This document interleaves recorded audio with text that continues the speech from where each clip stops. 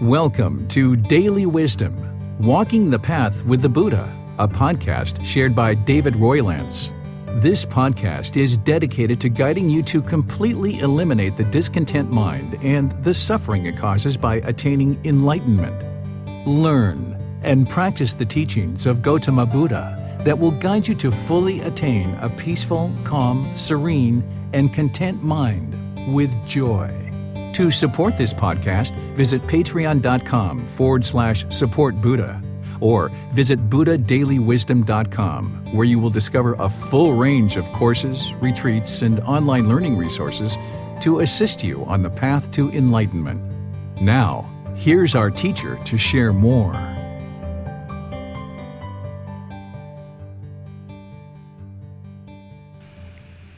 Sawadee krap. Hello and welcome to Daily Wisdom, Walking the Path with the Buddha. Today, we're going to be discussing what is merit. Essentially, we're going to be discussing what this topic is, how it benefits you, and why you would really want to do it and how to actually do it. So today, we're going to be discussing this topic as it relates to Buddhist teachings and how it's going to actually benefit you.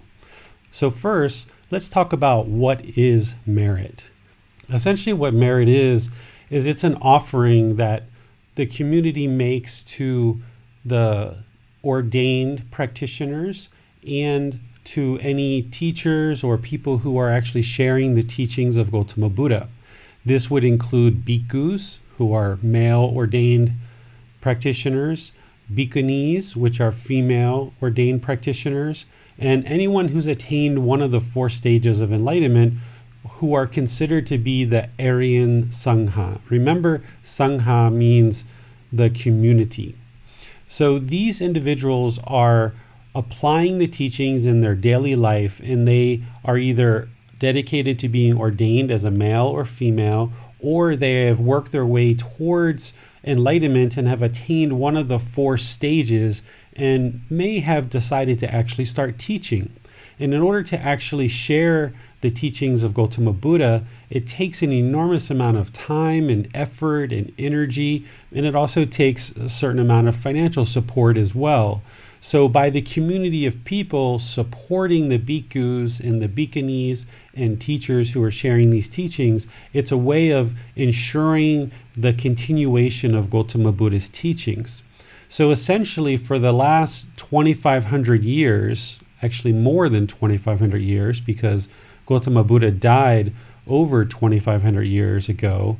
For over 2,500 years, people have been making offerings of money, supplies, food, clothing, their time, their effort, medicine, in order to support a community of teachers, essentially the ordained bhikkhus, bhikkhunis, or lay teachers like me, in order to share these teachings over the last 2,500 years. So the only reason why we actually still have these teachings in society today is because of essentially over 2,500 years of generosity of people who were learning these teachings and practicing these teachings, found value in these teachings, and then essentially made offerings to these individuals in order to continue the practice, continue the teachings being shared with the community more and more. This group of teachers, the bhikkhus, the bhikkhunis, and any lay teachers, they've essentially dedicated their life to learning and practicing these teachings and sharing them with other people. And in order to do that, the more support that we have essentially to practice these teachings and offer these teachings, the more benefit we can provide to the community. So by us supporting bhikkhus, bhikkhunis, and lay teachers, it allows them to focus on the work that they need to do to continue to practice the teachings, continue to offer the teachings, and ultimately benefit the community that they serve. So creating merit is essentially for people to make offerings to these folks, either money, supplies, food, time, effort, medicine, things like this, in order to help them sustain their life and offer the teachings. Because while these people always willingly offer the teachings freely, it's not free to offer the teachings because there's a certain amount of expense and time and effort, and these people need to sustain their life in some way. So it comes to the community around them in order to help support them and continue the teachings. And how this benefits you is it benefits you through practicing generosity. And remember when we talked about the three poisons, we talked about craving, anger, and ignorance, or unknowing of true reality. Or the other way we refer to them is greed, hatred, and delusion, or again, unknowing of true reality.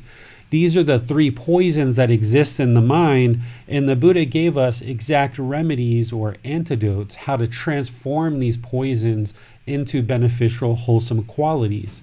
In this first poison of craving or greed, essentially what it is we tend to hold on. The mind will tend to hold on, it will crave, it will latch on, and because it's holding on with this longing or this strong eagerness, we cause our own discontent mind.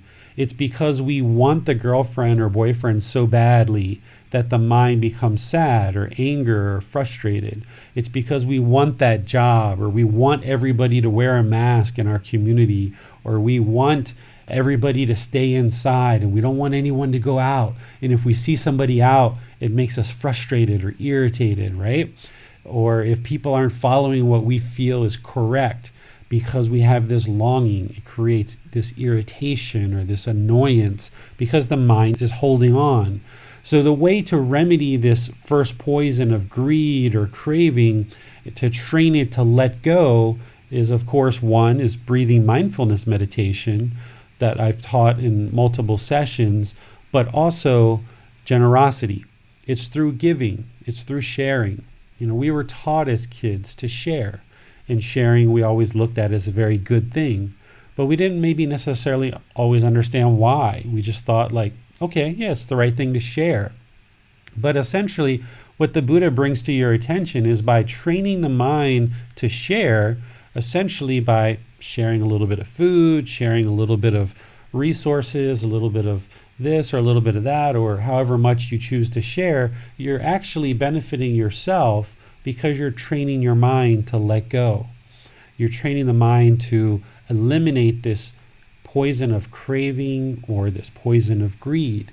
And it's very beneficial for the mind because when you practice generosity in daily life, then you are reducing this poison more and more and more and more. And when those issues come up that you're having challenges with, the mind will be more likely to let go. So training the mind to give and be generous is very beneficial for a practitioner to do. Let's share some actual words of Gotama Buddha as part of what he actually taught about generosity. These are some of his actual words that he shared, and he shared a lot of things about generosity, but these are just some of the words that he shared. Very, very few, but he shared an enormous amount about generosity because it's a major part of practice. It's a major way of reversing this primary problem that he discovered, which the primary problem is craving. So the primary solution is generosity. So what he says here is, he says, "And what is accomplishment in generosity? Here, a noble disciple dwells at home with a mind free from the stain of miserliness." Okay, miserliness is excessive desire to save money. That's what this word means. It's an excessive desire to save money. Because if we hold on to money and we have this desire to hold on to everything, then essentially we're being selfish, right? What part of these practices are in order to attain an enlightened mind is to be selflessness, right? Not kind of focusing on the self. While we recognize this is an independent journey in our life, we also need to recognize this interdependency or this interconnectivity among all beings. So this first part, he says, here a noble disciple dwells at home with a mind free from the stain of miserliness, freely generous, open-handed, delighting in relinquishment, devoted to charity, delighting in giving and sharing. This is called accomplishment in generosity. So this is the Buddha's words, essentially teaching generosity and sharing that these are qualities of mind that are going to be helpful.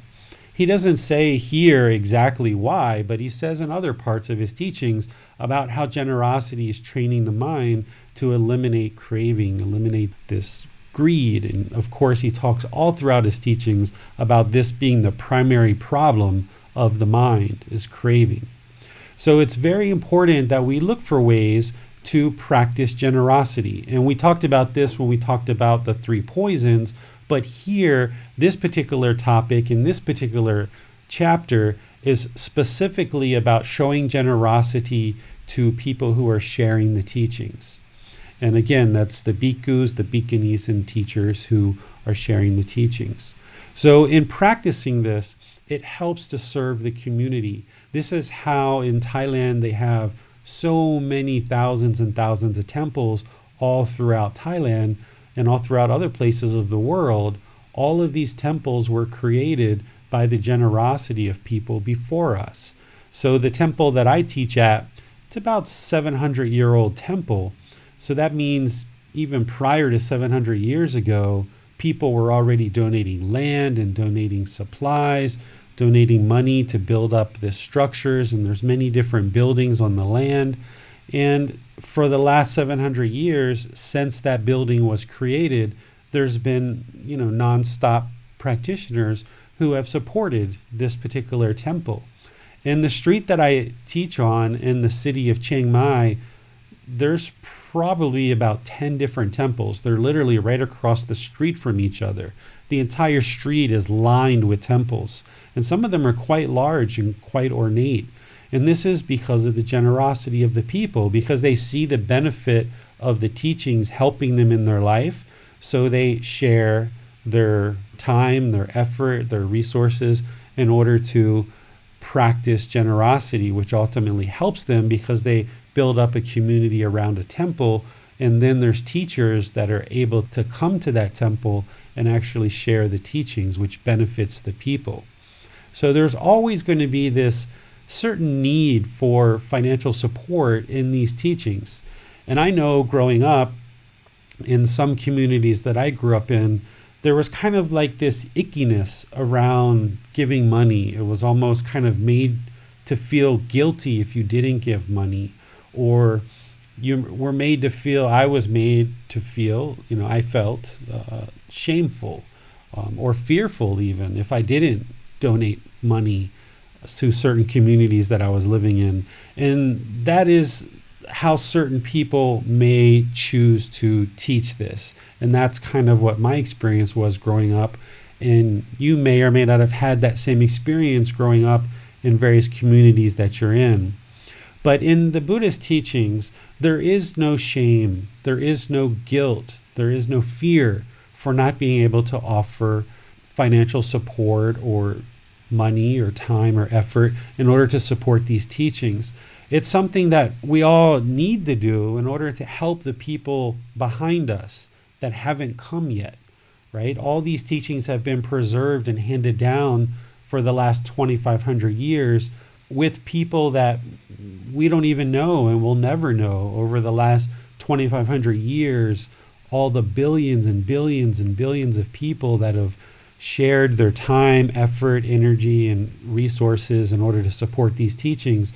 We'll never know who those people are, but they did it in order to continue the teachings for themselves and for other people. And our generosity in this day and age is going to help the people after us. So the next 10, 50, 500 years, these teachings are going to continue to spread throughout the world. And it's our offerings of merit, our offerings to the bhikkhus, the bhikkhunis, and teachers, which is ensuring that these teachings are continuing to benefit more and more people throughout the world. One of the things that the Buddha talked about is he talked about one of the most generous and kind of highest quality offerings that we can make is to actually do meditation. He went through a long list of offerings that people could make to him, and he talked about, large plots of land and lots of gold and lots of food and all these other offerings. And he said at the very end of that talk, he said, the highest quality that one could offer is to actually sit down and do meditation, essentially breathing mindfulness meditation. And the second highest quality that somebody could offer would be to do loving kindness meditation. And I feel that way as well, that I think that for students to actually do breathing mindfulness meditation and loving kindness meditation is the absolute best thing you could do for your practice and for all of humanity. Because by you learning and practicing these teachings and you becoming more and more enlightened, it's not only going to benefit you, not only benefit all the people around you, but it's going to benefit all of humanity. And these teachings will be able to continue to grow and prosper and shared around the world. But there's also a certain need for food, for shelter, for water, for medical supplies, for financial support. And that's what we do in this practice, is we find ways to support the teachings. When I was in America and not really practicing these teachings too closely, but as much as I knew at the time, I was a pretty successful businessman. I was making about $1 million a year gross. And then I was taking home whatever amount I was taking home. But I always found ways to support the local temples and the local monks and other charities as well. It was often that I would give, $1,000, $2,000 a month to the local temples, not because anybody ever told me to, not because anyone ever asked me to, not because I ever felt guilty or shameful or in fear that if I didn't do these things, bad things would happen to me. That's not how these teachings are shared at all. It's just kind of out of generosity and helping people in the community. And by me sharing the wealth that I was creating in the community, by sharing it with others, it was benefiting the community through the temple and also through other charitable giving that I did as well. So it's always important that rather than just us being caught up in our world of working and all the various activities that we do and all the things that we do to accumulate things that are going to benefit our life, it's always nice to be able to share it with others. And you can find a way to do that if you like. There's lots of different temples probably in your community. There's probably different charitable events that you could contribute to, although that's not exactly merit, but it's still a way to practice generosity. There are certain events and certain organizations that you can be part of in order to share your time and your effort and so forth. This is going to help you practice generosity, and it's going to benefit your mind in that you aren't going to be having this tendency to hold on and grasp onto the things that you're accumulating in life. So I would like to pause here. I have some more content that I would like to share with you. But before we get into that, I would just like to pause and see if we have any questions in the virtual classroom or on social media. With merits, with lay people that are practicing merit, is part of the idea to give themselves a more beneficial rebirth. I've heard that quite a lot. Yes, there are certain parts of Gotama Buddha's teachings where he discusses, by us sharing and practicing merit, essentially giving and making offerings to teachers and ordained practitioners and so forth, he talks about how that improves our rebirth if we're going to be reborn. So if we're going to be reborn back into the human world, then we will be reborn more wealthy. And if we're going to be reborn at all, then perhaps we can even be reborn in the heavenly realm, which from there, you can also attain enlightenment from that realm as well. It's not the ultimate goal, it's not the ultimate destination, but it's an improved rebirth. So there are those teachings, but I didn't incorporate that or plan to incorporate that into this talk because I think that our community is still learning kind of some of the basics and some of the kind of beginning part of these teachings. And I didn't want to get deep into the rebirth topic on merit because I think people haven't had a chance to really learn and benefit enough from these teachings to start really getting into the cycle of rebirth in too much level of detail. So what I thought I would do is this first pass through of the chapters in this group learning program is kind of teach at kind of a higher level with a little bit of depth here and there. And then this program will be over because we'll have gone through the entire book in August. And then shortly thereafter, I will start this program again and go through all the chapters again. And at that point, I will teach to another level of detail that I didn't teach going through the first time. And then that's where we'll be able to get into more about the cycle of rebirth, because I think people need to see some more benefit and see some improved qualities of the mind before we get too deep into things like the cycle of rebirth. Because coming from a Western culture, I think this one is more challenging for people to understand, because so many people have been taught that you only have one life, that you're essentially born and then you die and then something happens to you after that, and that you only have one life. So because you understand this, and this is what your teachings have been pretty much your whole life, that's not true. That's not the way things work. But to really dive into that level of detail now, I think is just a little bit premature. So I'm going to wait until we go back through on the next iteration of the group learning program to really get into the cycle of rebirth. Although in one of the chapters, I think it's around chapter 22, I do talk about moving from the animal consciousness to the human consciousness. And in there, we'll actually talk about rebirth a good amount in this particular run of classes. But you're 100% right, Max, that Gotama Buddha did talk about that. The goal is never to be reborn. So hopefully people will learn and practice the teachings enough that they can attain enlightenment and never actually be reborn. But should you need to be reborn, having been generous, it will improve your rebirth. And the reason for that is because if you've practiced generosity in this life, then there's going to be less and less and less craving. And with less craving, it means that there's going to be a better rebirth.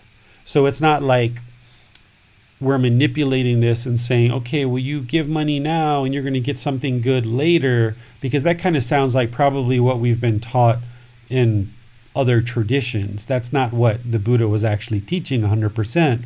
What he's teaching is by practicing generosity and reducing the craving in this life, it actually creates a better situation for future rebirth. But the goal is to never be reborn. So hopefully you never even get to that point. Other questions that you have, Max, besides the question on rebirth? No more questions. No, that's a good answer. I suppose one comment I'd like to add is that merit is therefore a good stepping stone, I think, to discovering deeper elements of the teachings. That's how I view it, because I think a lot of our society is very much built around pleasure seeking, and we haven't necessarily seen that getting what we want sometimes comes with the downside, or not getting what we're attached to, inevitably downside. And I think the giving of merit is a way that we can chip away at that a little bit and experience the joy of actually having less, or the joy of generosity, and also meditation. I mean, is that a fair way to view merit, would you say? One way to think about this for me is, let's just say like somebody had no idea of the Buddhist teachings whatsoever. They completely brand new, or maybe they were studying a different tradition of Buddhism and they happen to start now learning the Buddhist teachings, and they start learning about the Four Noble Truths, the Three Universal Truths. They learn the Eightfold Path, the Five Precepts, the Three Poisons, all of these different teachings, meditation. They start implementing it into their life, and they're seeing all this benefit, and they're seeing improved qualities of mind, and they're starting to reduce their frustration down to irritation, to annoyance. They're noticing that they're not getting angry or frustrated as much or as often, or less severity. And the condition of their mind's improving through things like meditation and other teachings. Well, eventually, the community and each individual in the community gets to a certain point where they start realizing like, wow, these teachings are really benefiting me. They're really improving the condition of my mind. It's not something that you're doing on belief. Remember, the very first talk that I gave in this program was, don't believe me about anything, is practice the teachings and see it for yourself. So up until this point, if someone was brand new and they're just learning and they're getting the teachings, learning those, and they're practicing them and they're seeing improved qualities of mind, well, if this person is still holding on to things like certain resources or money or not willing to share with other people, then there's still obstacles there in the mind that's inhibiting them from realizing the enlightened mind. So essentially what we could almost say is one wouldn't be able to attain enlightenment without actually producing merit, because one of the fetters, one of the things that we need to extinguish from the mind is any doubt about the teachings. And if we have doubt about the teachings, then we're not going to attain enlightenment. And if we have doubt about the teachings, it also means that we're probably not going to be generous. We're not going to be practicing all the teachings, which includes making offerings and being generous. So we could easily say, if we understand that learning and practicing these teachings is improving the quality of the mind, and we understand that the 10 fetters need to be eliminated in order to fully eliminate these unwholesome qualities of the mind, that's what the 10 fetters are, the unwholesome qualities of the mind, then these things need to be eradicated in order to produce an enlightened mind. One of the fetters is doubt about the teachings. So if somebody is learning the 3 universal truths, the 4 noble truths, the Eightfold Path, the 5 precepts, the 3 poisons, they're learning about Kamma, they're learning about meditation, their mind is improving, but they didn't support the teachings in any way. They didn't offer food, they didn't offer time, they didn't offer support in terms of financial resources or something like this, then to me, I think there's still doubt about the teachings there, that they're not fully practicing generosity. So I could say that without somebody being willing to support the teachings that are being shared with them, how could they ever actually step past and eliminate this fetter of doubt about the teachings, because someone would still be in a position of holding on and not being willing to even support the people who are sharing the teachings with them. So what you'll see in Thailand is you'll see the community that comes in on a regular basis, and without being asked, without being prompted, without any basket going around, which is what I grew up with, again, without any guilt or shame or fear, people just willingly come to the temple on their own, at their own accord, sporadically, and they will just walk in and they will just make offerings of, money, supplies, food, whatever it is, and they will share what they have with the people who are dedicated to learning and practicing the teachings. Now, if you live close to a temple here in Thailand, the monks actually go out every day and actually walk down the street with a bowl, and they just walk. They don't have any expectation. There's no expectation from teachers or from monks for people to give us support, but the monks, part of their discipline is they just walk down the street with a bowl, and whoever would like to put something in their bowl, they just do it. Again, not out of requirement, but the monks just essentially, it's like their morning exercise. They might go out for 2, 3, 4, 5 mile walk. In the city, it's a lot shorter, but in the temples that are out further, like where I am, they will make much longer walks, 4, 5, 6 kilometers. And anyone along their path is welcome to make offerings. And it's an opportunity to create merit.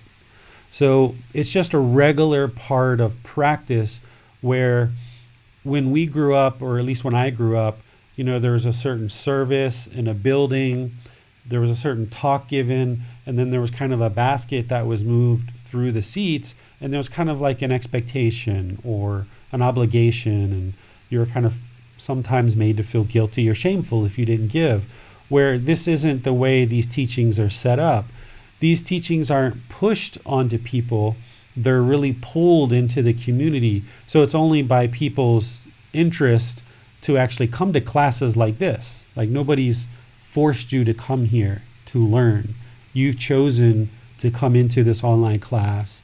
You've chosen to come to the streaming. You've chosen to listen to the podcast. And because of your choice, you're learning and improving your understanding of these teachings that you can then practice and train the mind to be a better and better condition. And at your own will, at any time, people in Thai culture, and what I would suggest for you guys is at your own interest to make offerings in order to support the teachings.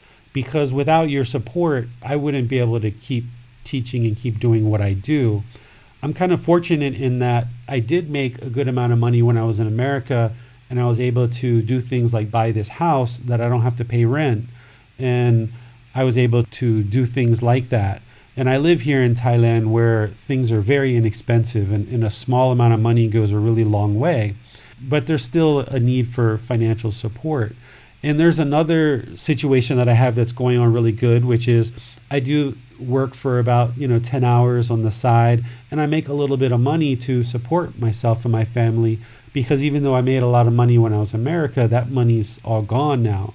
So I still kind of walk this line of having a job and kind of doing a little bit of work, about 10 hours a week, but I spend probably about 80 plus hours a week teaching these teachings and sharing these teachings. And what I would ultimately like to get to is to the point where there's a large enough community that is supportive enough and finding enough benefit in the teachings that I'm sharing that I wouldn't necessarily need to do that other work. Because the more time that I can spend producing content and sharing the teachings, the more beneficial that I can be. And all the donations that I've received from students have gone right back into helping to share the teachings more. I've actually spent a lot more of my own money at this point to share these teachings than I've ever taken in from students. For example, this particular program, this group learning program, I had to buy a brand new computer just to be able to host it, because it takes so much processing power to be able to stream to all these different platforms, to do Zoom, to record the podcast. So I had to buy a computer about $4,000 US in order to actually do this work.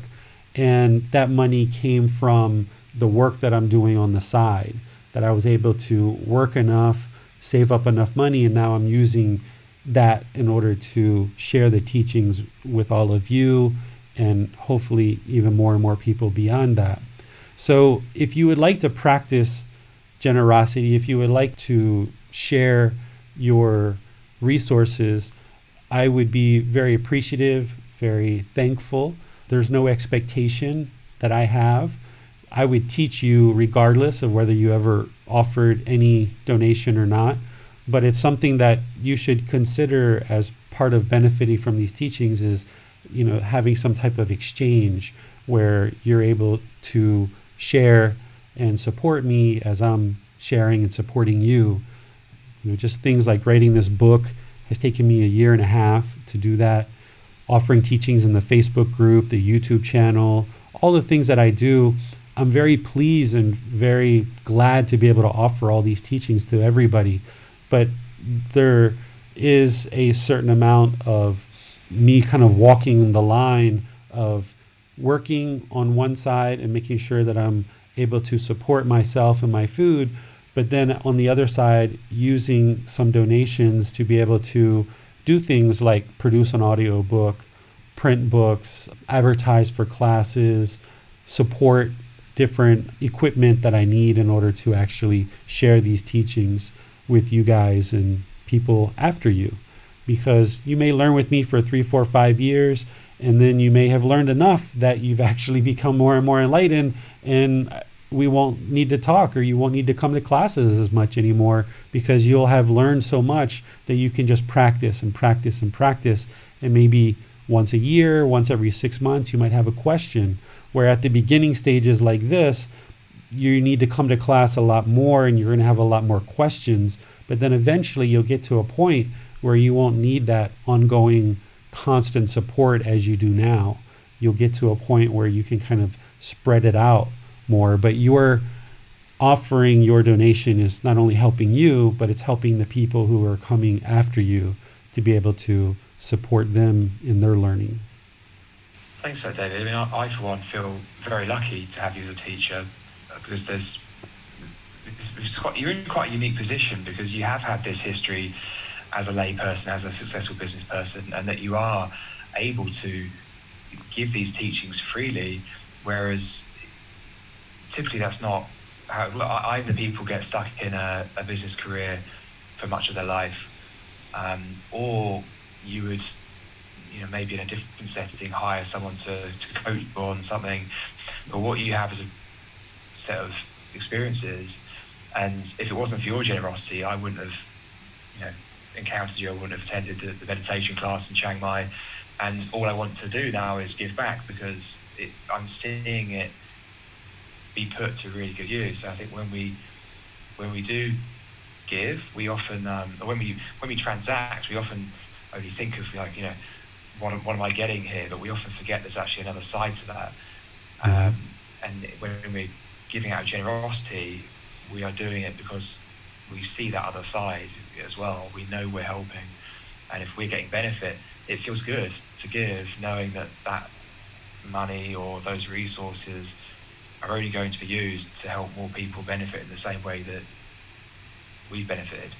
So I'm very pleased to be a supporter on Patreon, and I'm just seeing you do more and more good things with it. So thank you, and I would like to encourage anyone else who has benefited to consider that as well. Yeah, one of the things that I do, because I think that it's important, is I like to be transparent about how I use donations. So as you know, Max, because you're in Patreon, is as I spend money, I post the receipts and show people what I've spent and where I've spent it, so that people see that I'm not putting it in my pocket. I'm not filling up a bank account. I'm not driving a Mercedes or Rolls Royce. In fact, I used to have a Mercedes. I used to have a Toyota truck. I used to have 6, 7, 8 motorbikes. I sold everything.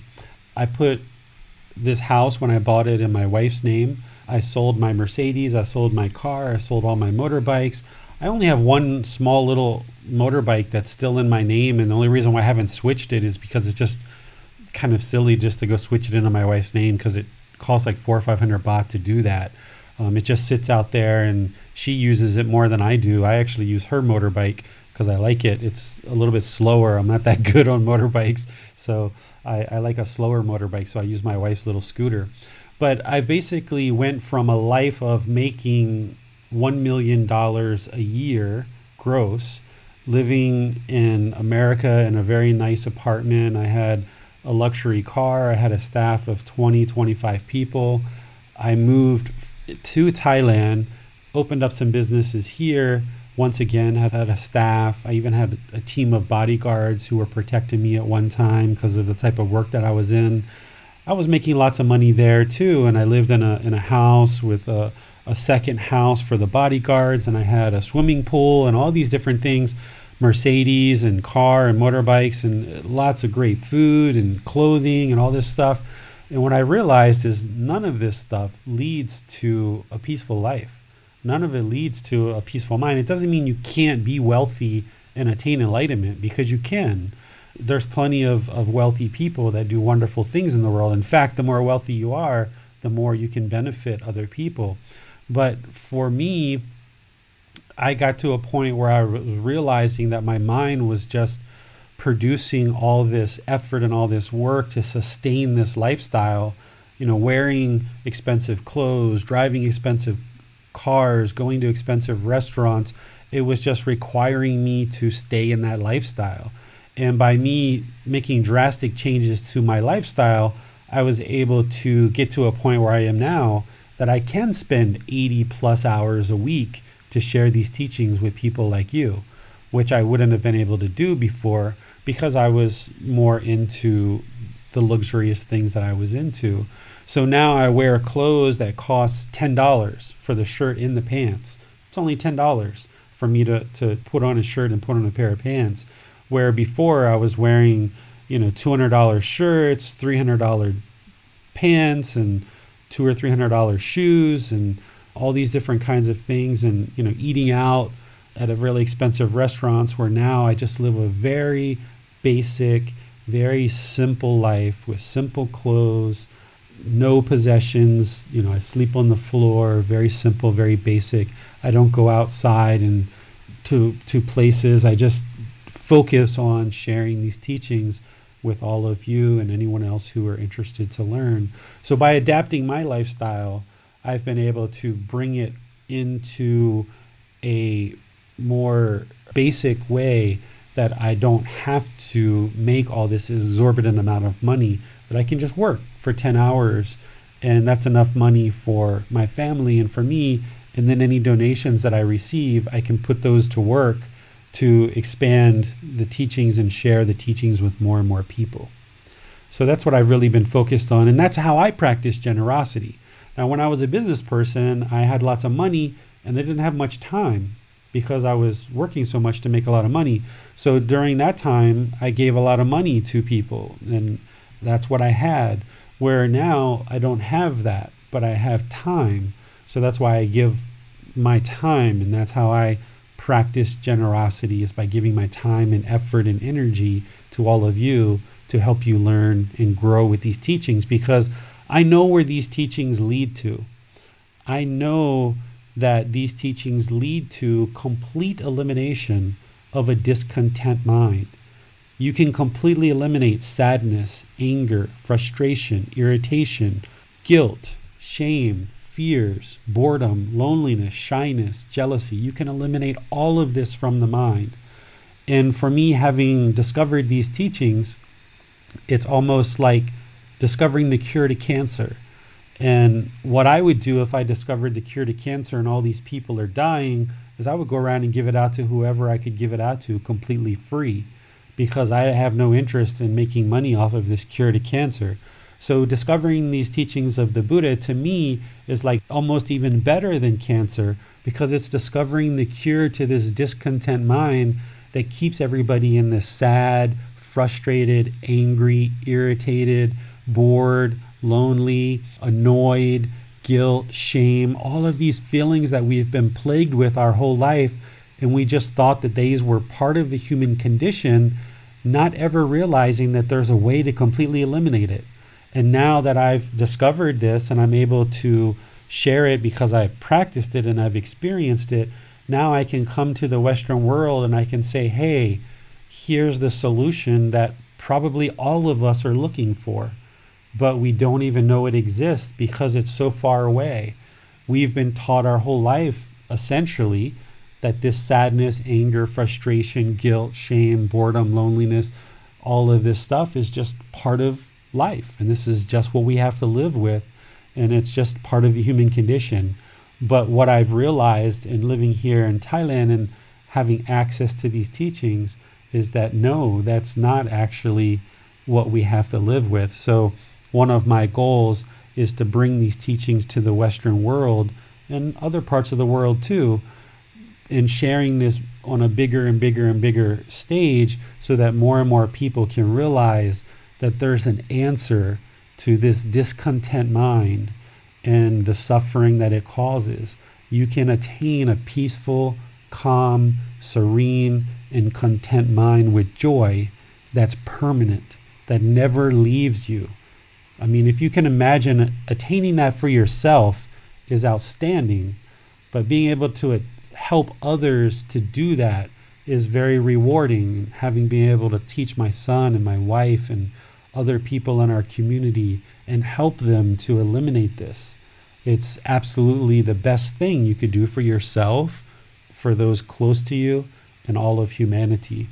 So your support, it helps you because you're practicing generosity, and eliminating that craving, but it also helps me to help other people. And I've set up my life in such a way that it's very simple and very basic, so that any support that I get, I can use it through my own generosity, my own effort, my own energy to share the teachings on a wider and wider scale. So hopefully one day you'll discover the cure to cancer too. And the more and more that you learn these teachings, you'll be able to share them with your family and your community as well. So the next part that I want to share with you is what we call the way of practice. Essentially, this is what Max was talking about when he's talking about like a stepping stone. Okay? The Buddha's teachings aren't just a bunch of theory. It's not just a bunch of belief. As I've told you guys, and I've shared with you before, is that all of these teachings are based on truth. That if you learn the teachings and practice the teachings, you will see the mind improve, the quality of the mind improve. So it requires us to do something, right? We can't just listen to a talk. We can't just read a book and then close that and life gets better. We actually have to do something. We have to actually conduct ourselves in a certain way. So this is called the way of practice. There's essentially 3 things that you're doing as part of this practice. You're practicing generosity, which we've already covered quite a bit in this talk, and you're practicing moral conduct. Essentially, this is the Eightfold Path, which is the moral conduct. And you're practicing meditation, right? It's through these 3 ways of practice that the mind is going to improve. So this is how we practice. Essentially what generosity is generosity is being willing and ready to share your time, your effort, your energy, your resources, things that you are accumulating. And not because it's expected, but just because you see the benefit in doing so, not because you necessarily want something from somebody, that you're getting this, so I'm going to give this, right? This is how the mind works, is I want this product, so I'm going to give money and I get this. But what you've got to get to in your practice is you've got to get to a point where you're willing to share with other people without any expectation of return. So if I open a bag of potato chips, like I've talked before, I offer it to the people around me, not because I want anything back from them, not because I want them to share their potato chips with me, not because I want them to look at me like I'm such a great guy, I'm so wonderful, but just because it's beneficial to share and I would like to share with people. So you need to get to the point with your mind that it's not always this 1-for-1, that I'm giving this, so therefore I'm getting this. And whatever I get, it should be equal or higher to the amount of what I'm giving. So I'm only going to give whenever I get something that's of equal value or higher. This is selfishness. So sometimes we need to train the mind to be generous, to just to give without any expectation of anything in return.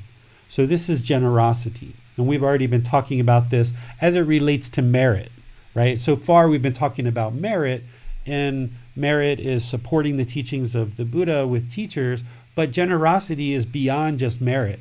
It's actually sharing with other people as well, and practicing generosity in many different parts of your life. And this is where you also have to find the middle way, right? Because if you share excessively and you don't have enough for yourself, then that's going to cause problems for you. And if you share nothing and you just accumulate all of these resources for yourself and you hold on to them, then your craving is going to be too deep.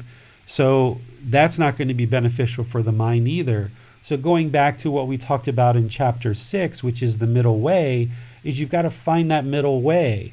And that middle way is going to fluctuate.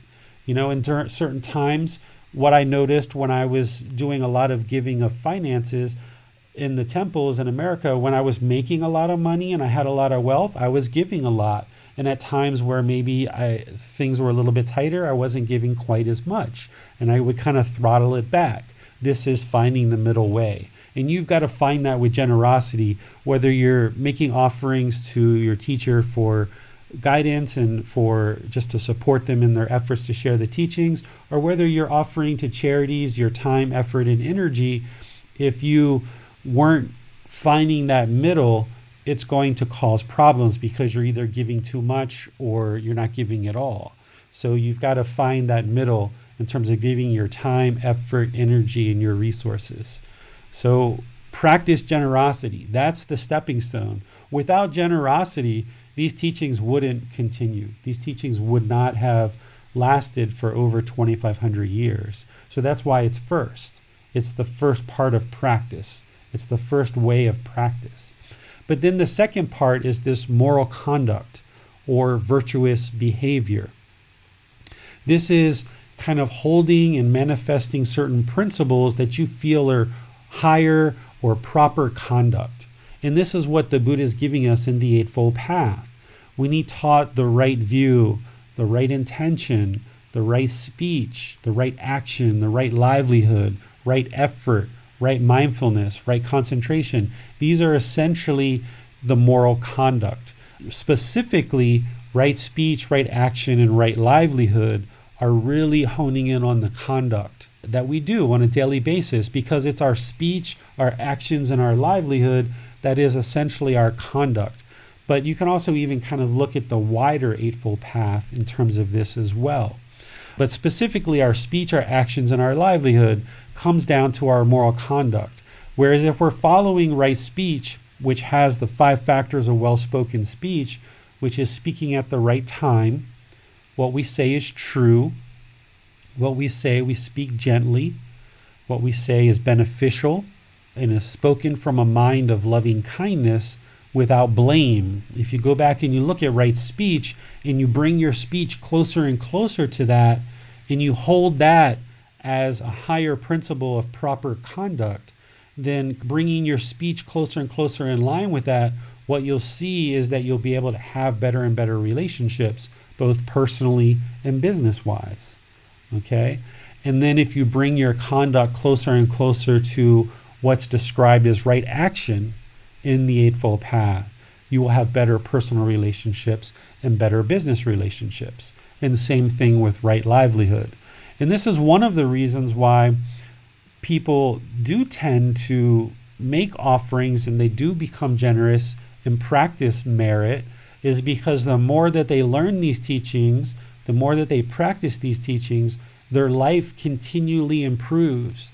And they see better personal relationships and they see better business relationships. I know that when I first started out in America and I opened my own business, I was just kind of like just getting started. But the more I dove into these teachings and the more I practiced them, the more successful I became in business.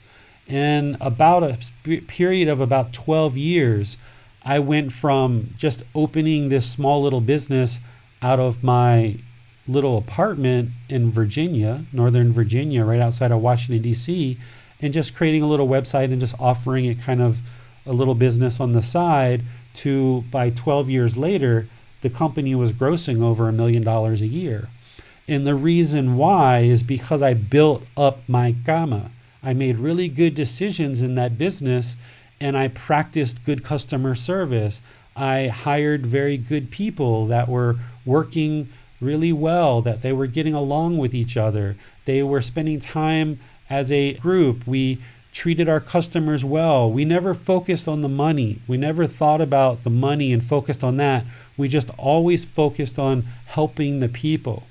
Because what we were doing is we were doing massage. We were doing Thai massage, herbal treatments. Had a school that we were teaching Thai herbal traditions and Thai massage. And part of that, I was teaching Buddhism as well.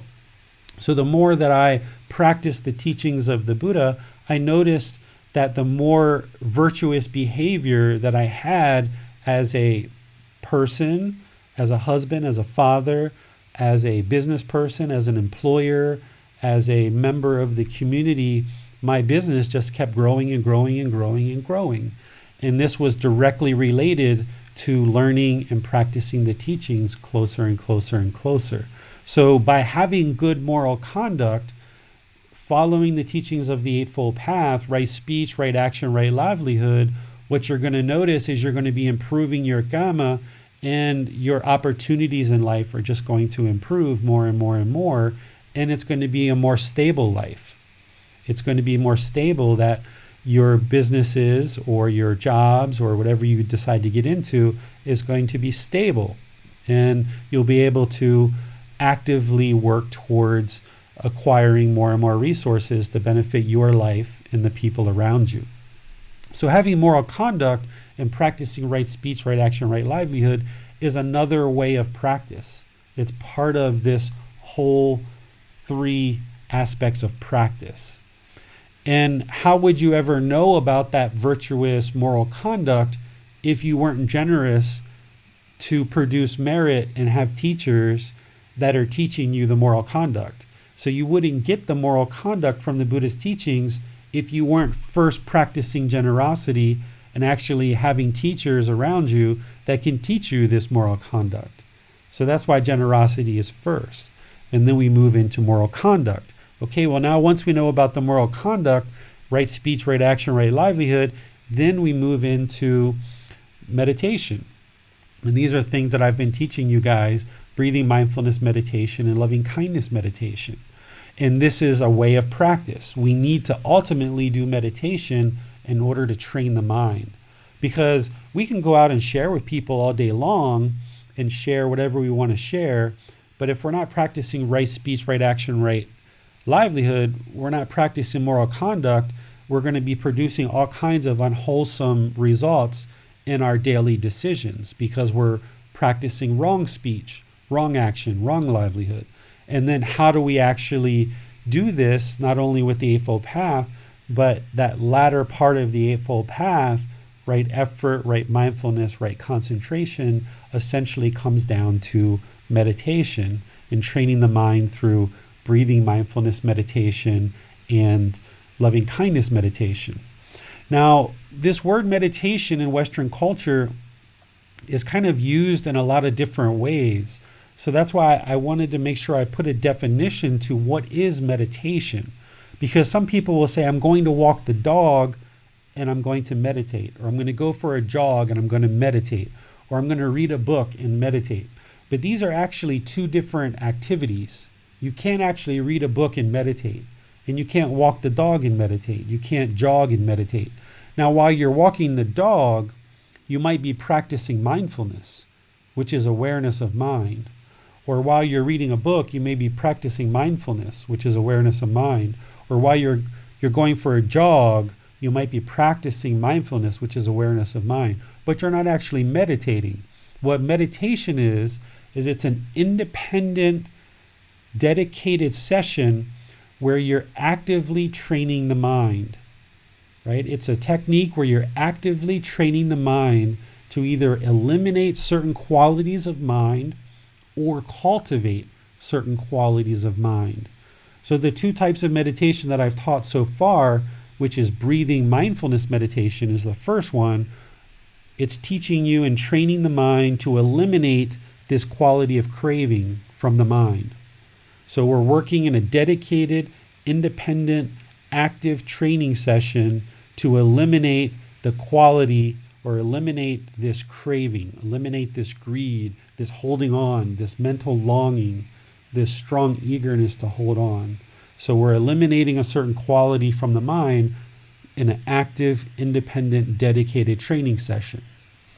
And then loving kindness meditation in a dedicated, independent, active training session, we're training the mind to cultivate loving kindness or active goodwill without judgment towards all beings.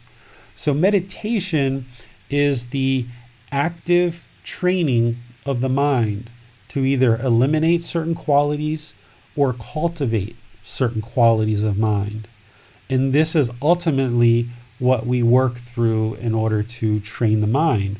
But there's these other aspects that we need to pay attention to, because just like we couldn't share whatever we share and talk bad to people and actually reach enlightenment, you wouldn't be able to reach enlightenment through just sharing.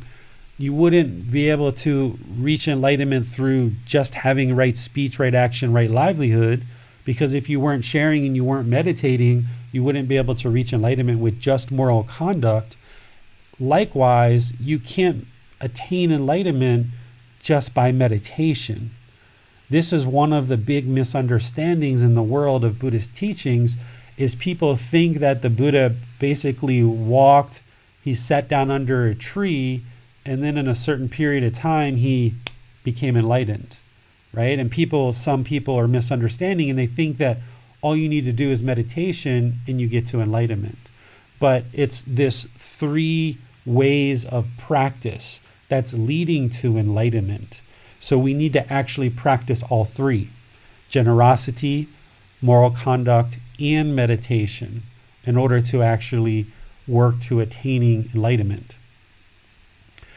As we discussed here with generosity, and once we were talking about moral conduct, you heard me talking about right speech, right action, and right livelihood.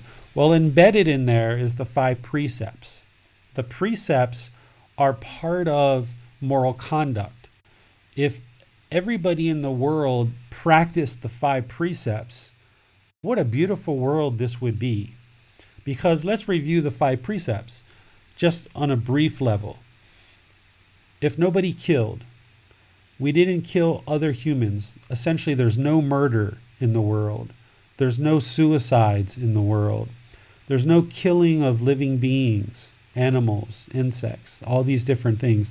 There was no killing in the world whatsoever. What a beautiful world that would be. There's no stealing in the world. Nobody stole from each other. Everybody just allowed each other to acquire whatever resources they needed, and nothing ever got stolen from you.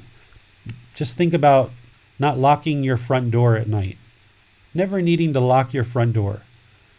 You could leave from home for 2, 3, 5 days and not even need to lock your door. You can go to sleep at night, not even be concerned if somebody was going to come in at night. You could sleep without even locking your door because people aren't stealing. You wouldn't have to lock up your stuff outside. You wouldn't have to lock your car doors. You may not even need a key for your car, right? We only have keys for cars because we're concerned about people maybe stealing them. But think about living in a world where people didn't steal. Think about living in a world where people didn't have sexual misconduct. Whereas if you were with a partner and you had a relationship that you knew without a doubt, because nobody does, you knew without a doubt that this person was going to be loyal to you. It never even entered your mind whether this person was going to be loyal to you or not.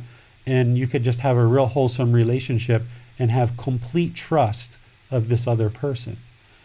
Think about living in a world where nobody ever lied, where everybody was a truth speaker, trustworthy, dependable, not a deceiver of the world, where everybody was truthful, a truth speaker.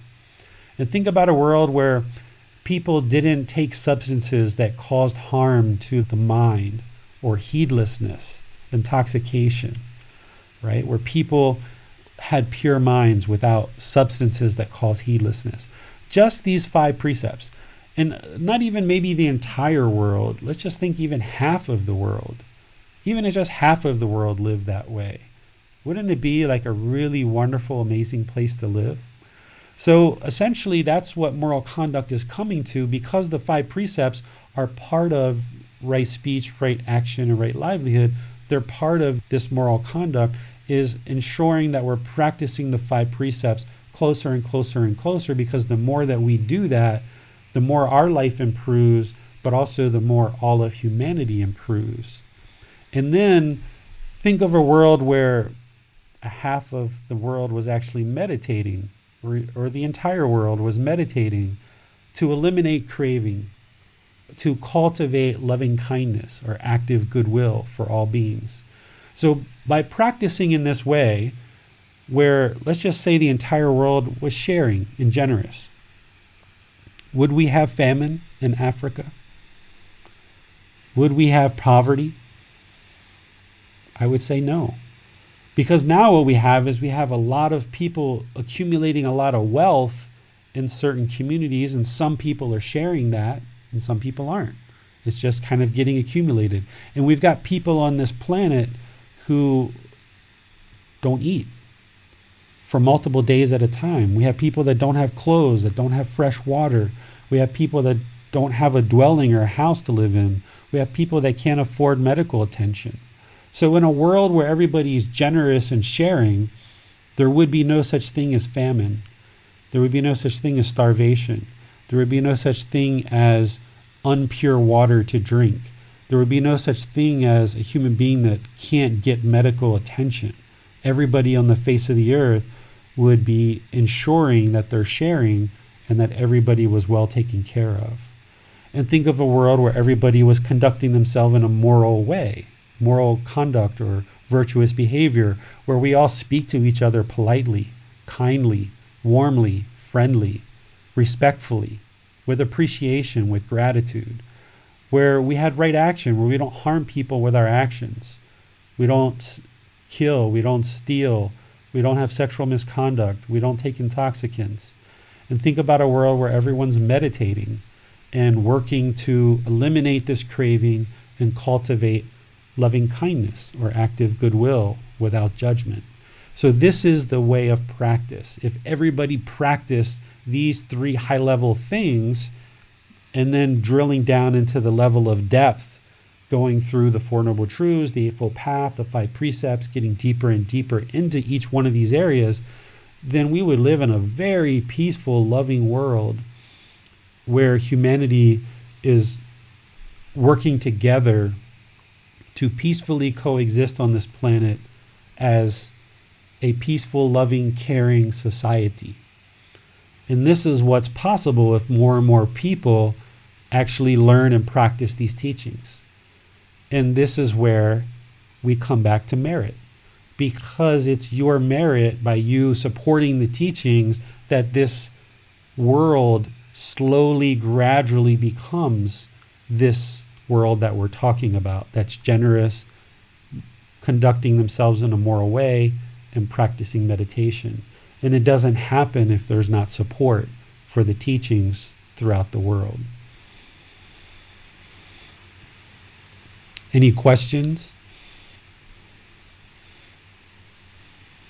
No questions on Facebook or Zoom, David, but that was a very inspiring section there. You know, imagining all those things coming into fruition in the world, and imagine how much money we'd save on not spending money on the military. That's one thing to think about. One thing I took away from that as well is that I was just going to say that even if someone doesn't have money, there's still things they can do to practice, to know also that meditation is one of the most meritorious things someone can do, if not the most meritorious things something that someone can do. There's a real relief in that, I think, because we can always take time to meditate. Yeah, it's interesting that you bring up the military, because this is something that I think about as well. As I think about, you know, me having come from America and knowing that they spend so much money on the military, is you know, if everybody in the world was generous, if everybody was conducting themselves in a virtuous way where we don't cause harm, where we're not killing, that means we're not fearful. We're all meditating, right? And there would be no need for military. I think the U.S. spends $700 billion a year in military, because essentially there's fear in this world. There's fear of being attacked. There's fear of what another person could do to us. Whereas if this entire world was generous, practicing moral conduct and meditation, we could use those resources in so many ways. Again, there wouldn't be famine. There wouldn't be poverty, because we could use these resources to provide medical care, to help people, to do better moral things in the world rather than drop bombs and kill people. And, you know, we can't ever get to a point where there's no fear if we don't learn and practice these teachings ourselves. So we need to continue to learn, continue to practice, continue to share these teachings with other people who are choosing to step forward, because not everyone during our lifetime is going to step forward. I know growing up, I grew up in many different challenges in life. I had a lot of challenges going up in my life, really hard life. And I always, for lack of a better word, I craved a better world. I craved a better existence. I craved more peacefulness. I craved more loving and kind and peaceful people around me. And I never understood growing up how to actually do that and what that meant, because I didn't have any exposure. And it wasn't until I started spending more and more time around Thai people that I started realizing that, wow, all the things that I craved my whole life, these people already have it. The first couple of times I came to Thailand, I'll be honest with you, I was pretty judgmental, right? I saw the wooden shacks and the old clothes and the flip-flops and a lot of people in poverty. And I was pretty judgmental of that.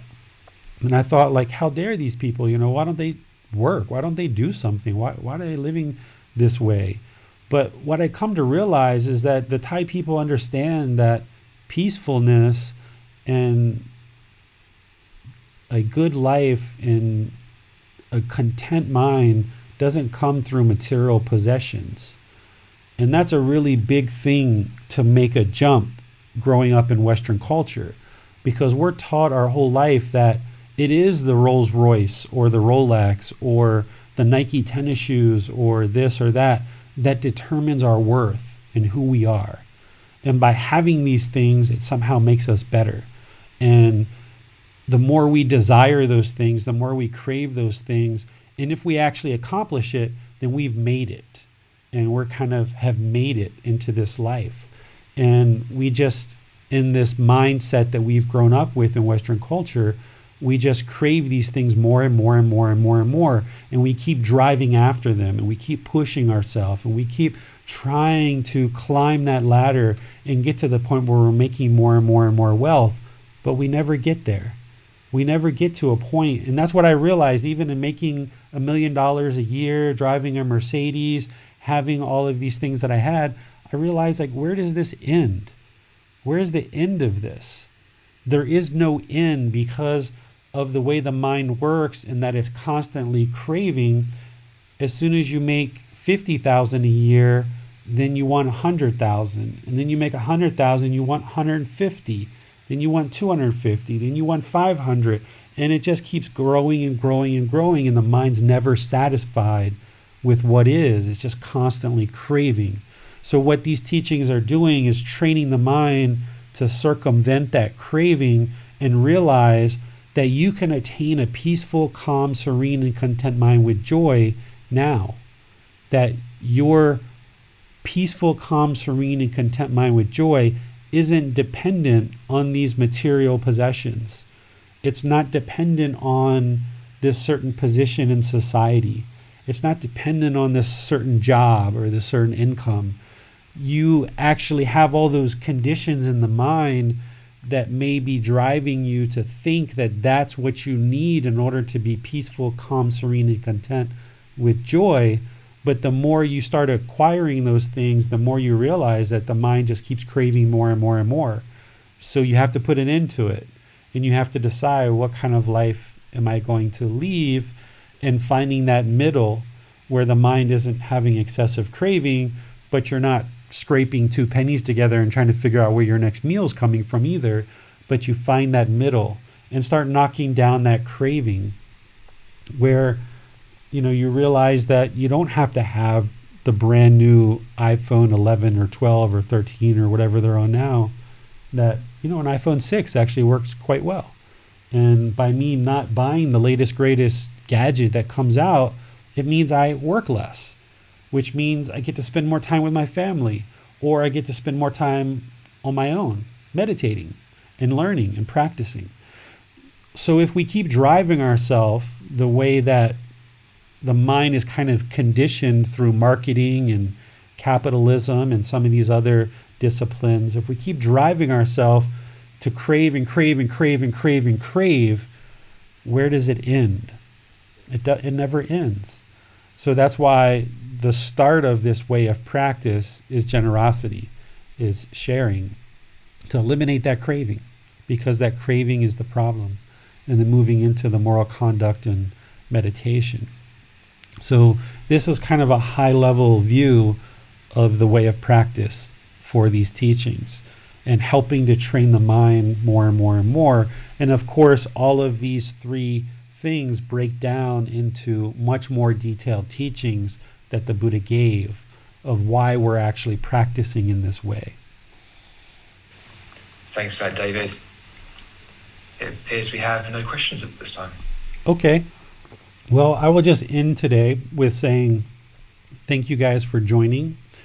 Thank you guys for deciding to learn the Buddha's teachings, because I'm not going to stop. I'm not going to give up teaching.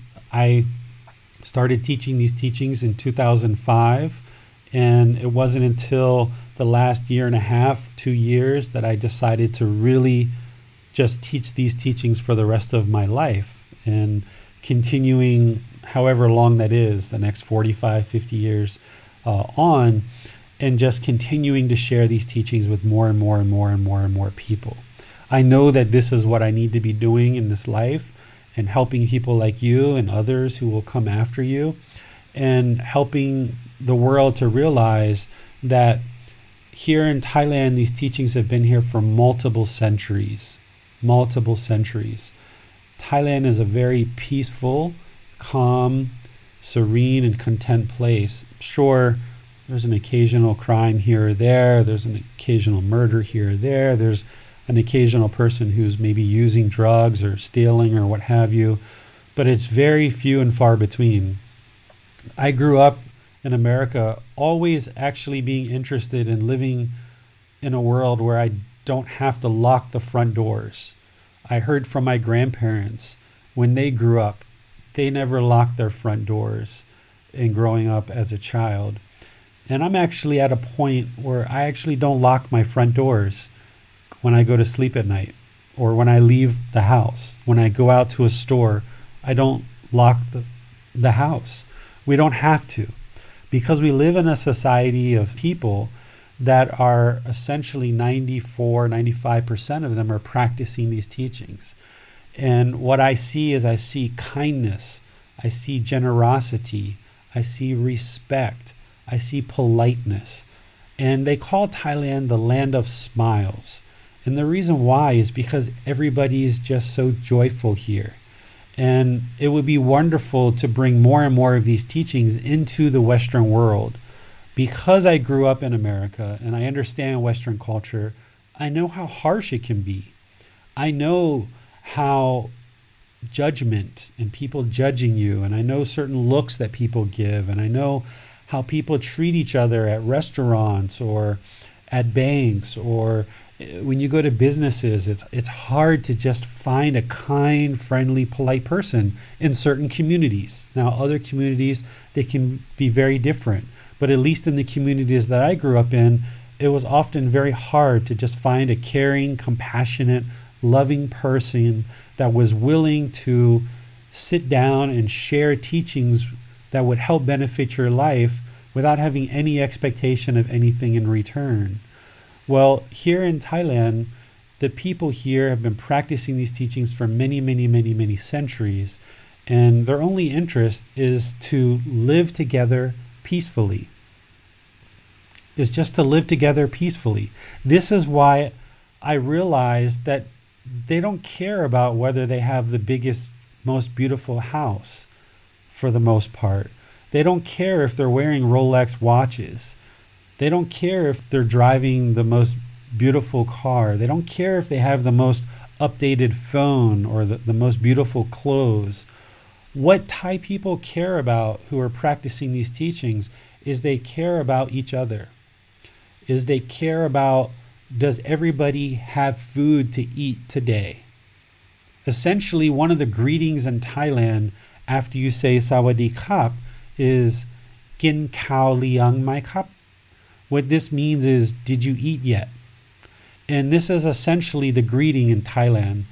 Because everybody is so interested in making sure each other is peaceful, make sure that they're sharing with each other, make sure that each other is well taken care of, what you see is a society of people that are always looking out for each other.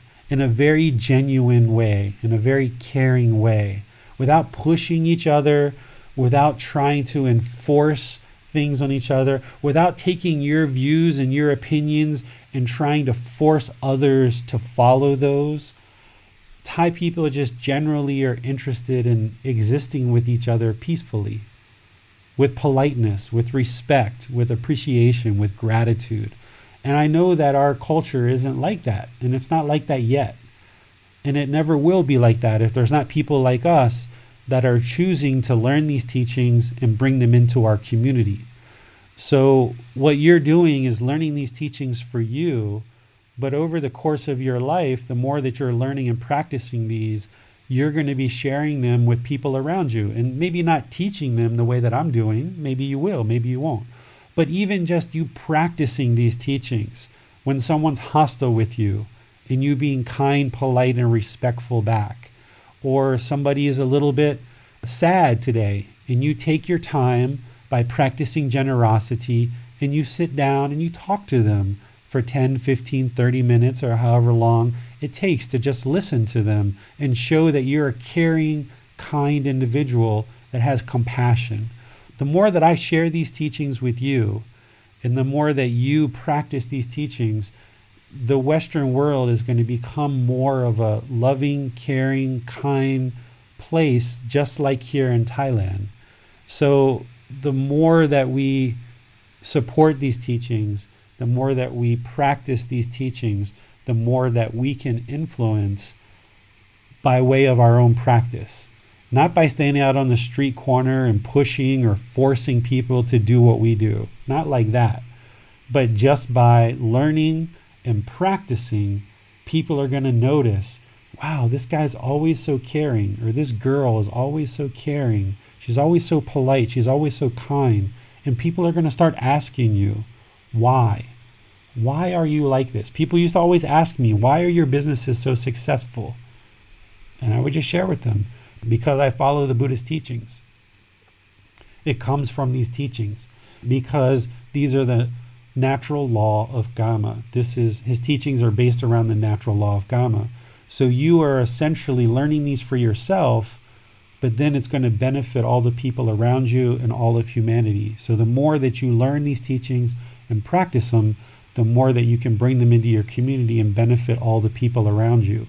So that's why I will typically end each one of my talks by just saying thank you for choosing to learn the teachings of Gotama Buddha, because by you learning them, it's going to help you, it's going to help all the people close to you, and it's going to help all of humanity to bring these teachings into the world more and more and more, so that we can have more peace, more kindness, more respect, more politeness, more love, and just more compassion in the world.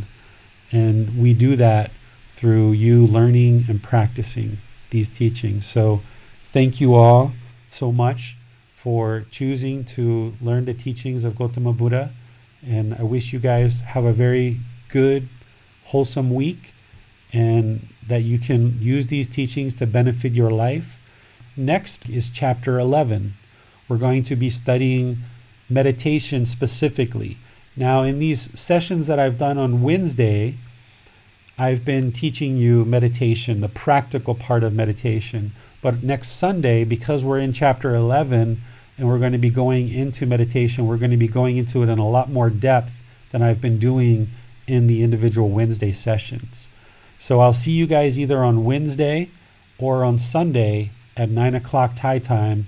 And in between that, keep reading, keep watching videos, keep listening to the podcast, and enjoy your time. So thank you all so much. Sawadee krap. Have a really good week, and we'll see you next time. Be well. Thank you for listening to this podcast. To provide support for this podcast, visit patreon.com/support Buddha. To access more teachings, visit buddhadailywisdom.com. There, you will discover a full range of courses, retreats, and online resources to assist you on the path to enlightenment. Remember to establish a daily, consistent meditation practice, along with learning and practicing these teachings.